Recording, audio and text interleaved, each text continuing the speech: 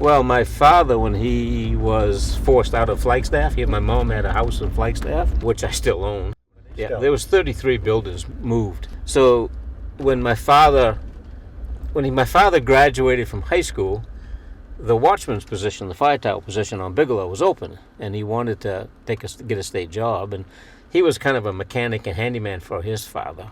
They had a little farm, and he says, "Can I take that job on the mountain instead of working for you?" And his father says, "Sure, as long as you still milk the cows." So instead of staying in the cabin up there, he had to hike back down the Safford Brook Trail, up and down every single day. He climbed that mountain 89 times in 88 days. Crap. And one day there was at the trap door, and he opened it up, and there was a young red-headed girl from North Anson, and that became my mom. Then that following year, 48, he got a job as a ground ranger. Back then they called fire wardens, and today they call forest rangers. And he was a forest ranger from then on for 38 years. Well, he became the supervisor after Flagstaff was created, and there was a house right here, and he was the supervisor here. Today they call them sergeants, but he was the district ranger here.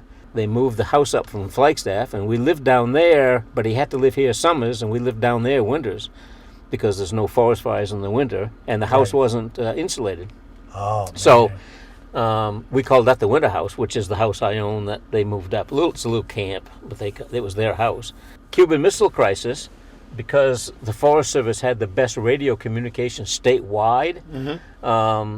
The state says, "We want you district rangers to live in the state houses during the winter for radio communication in case we get nuked." And so that was like a ham radio or sideband? No. It was the state high band, radio frequency that we use today, and it had big towers here and everything else. So we call that down there the winter house, and this is summer house. And then in '62, we lived here full time, and this is where I grew up. And I grew up fighting forest fires, and then my father, almost what time he was ready to retire, he bought all the land around here. It came up for sale, and he bought it. But I grew up in Eustis Village here. Right here in the village? Yeah. I mean, now.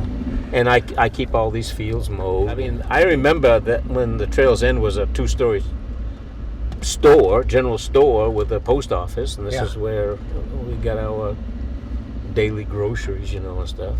I had to walk here twice a day to get the mail. We had mail come in at 9 and 3 every day. And then the store burned a couple times. Snowmobiling became very quickly the #1 recreational sport in the state of Maine. Yeah. By far outweighing skiing and everything else. Sugarloaf, affects the town of Eustis, which includes Stratton Village, which is another thing that people don't understand, Well, they think it's the town of Stratton. It's the town of Eustis. It's a village of Stratton in the town of Eustis. Down there, it's the Eustis Fire Department, it's the Eustis Library, it's the Eustis Town Office. Right. But it's the town of Eustis, but it's down in Stratton. There's a reason why. I mean, Eustis Village used to be huge, and 3-story hotels and everything. It was the place where everybody come to go to sporting camps. There's 22 sporting camps north of here. There was buckboards lined up to take sports to camps back in the 1800s and turn of the century. Well, it burned in 1903. Yeah. The town did. September 11th, by the way. Pretty much all of it. Wow. It was like 26 buildings and the hotels and everything.